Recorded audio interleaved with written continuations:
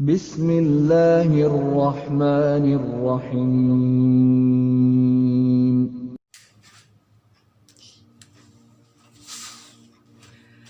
Assalamualaikum warahmatullahi wabarakatuh. Kaifa halukum? Bagaimana kabar kalian semua? Bi khairin walhamdulillah. Jawabannya bi khairin walhamdulillah. Kami kabarnya baik, alhamdulillah. Baik anak-anak, hayya bina naftatih liqa'ana bi qiraatil basmalah. Marilah sama-sama kita buka pertemuan kali ini dengan membaca bacaan basmalah bersama-sama. Bismillahirrahmanirrahim. Nah, anak-anak, pada kesempatan kali ini Ustadz Rizky akan berkisah tentang kisah nubuat ke-15. Kisah tentang wafatnya Nabi Daud alaihi salam. Nabi Daud alaihi salam adalah seorang nabi sekaligus seorang raja.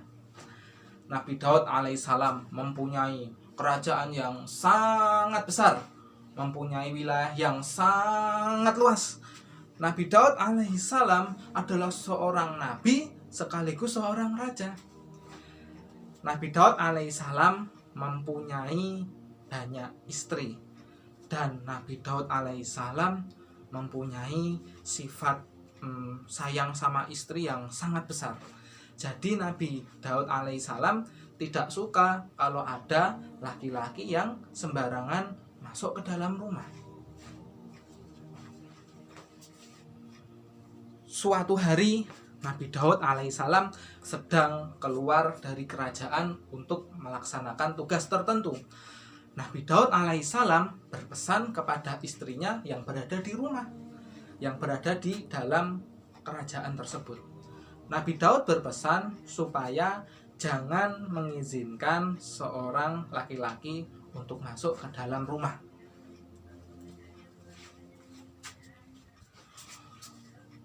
Tapi tiba-tiba ada seorang laki-laki yang tidak tahu datangnya dari mana. Tiba-tiba laki-laki itu sudah berada di dalam rumah. Istrinya Nabi Daud kaget. Bagaimana bisa ada seorang laki-laki yang tiba-tiba berada di dalam rumah? Wah, ini gawat. Tadi Nabi Daud berpesan, jangan sampai ada laki-laki yang masuk ke dalam rumah. Ini ada laki-laki yang tidak tahu datangnya dari mana, tiba-tiba muncul masuk ke dalam rumah. Nah, bagaimana selanjutnya ya? Nabi Daud pun akhirnya pulang. Dan ketika Nabi Daud pulang, masuk ke dalam rumahnya, Nabi Daud sangat kaget. Karena di dalam rumahnya ternyata ada seorang laki-laki yang tidak dikenal, yang tidak tahu datangnya dari mana. Maka Nabi Daud pun akhirnya bertanya kepada laki-laki itu, "Wahai laki-laki, kamu siapa? Kamu masuk ke rumah saya tanpa izin kami." "Saya adalah seorang utusan Allah yang tidak takut kepada manusia, yang tidak takut kepada makhluk Allah siapapun itu." "Oh, kalau begitu kamu pasti malaikat maut. Pasti kamu malaikat yang akan mencabut nyawa saya. Kalau begitu selamat datang di rumah saya." Akhirnya malaikat tadi mencabut nyawa dari Nabi Daud alaihissalam.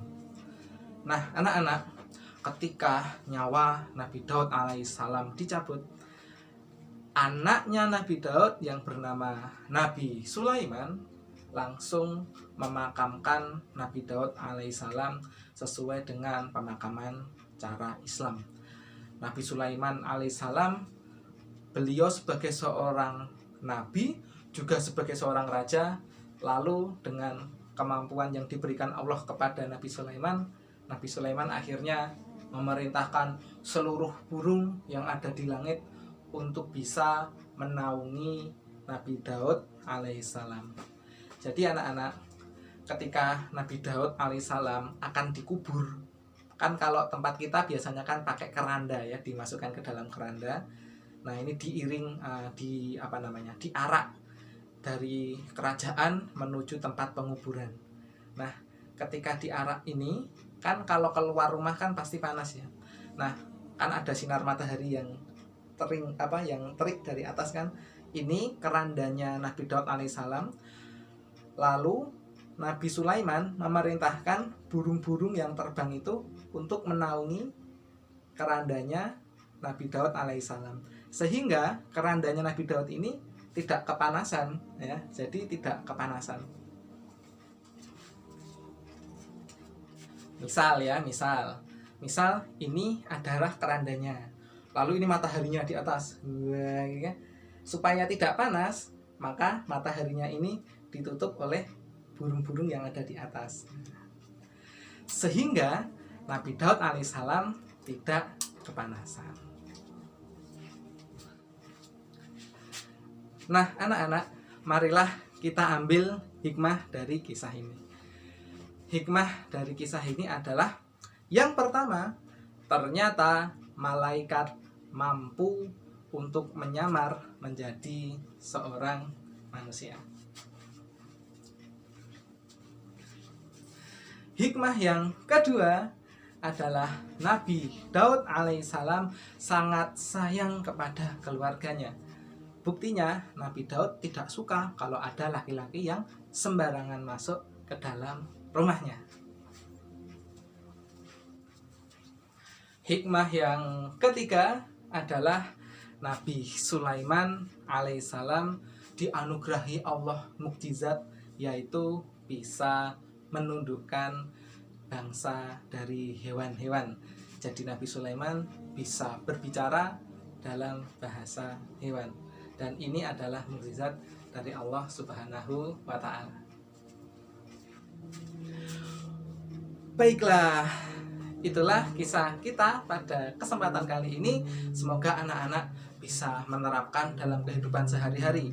Contohnya, kalau anak-anak menerima tamu, ya tamunya harus izin dulu kepada kita. Kita tidak boleh membuka sembarangan pintu untuk orang lain. Kalau ada tamu yang datang, anak-anak kabari dulu ayah atau bunda kalian, supaya ayah dan bunda kalian bisa menerima tamu tersebut. Jangan kita sembarangan buka, lalu kita tidak tahu orang itu siapa ya. Jadi kita harus menyampaikan kepada ayah dan bunda kita bila ada tamu yang datang. Itu saja anak-anak kisah dari Ustadz Rizky, semoga bermanfaat.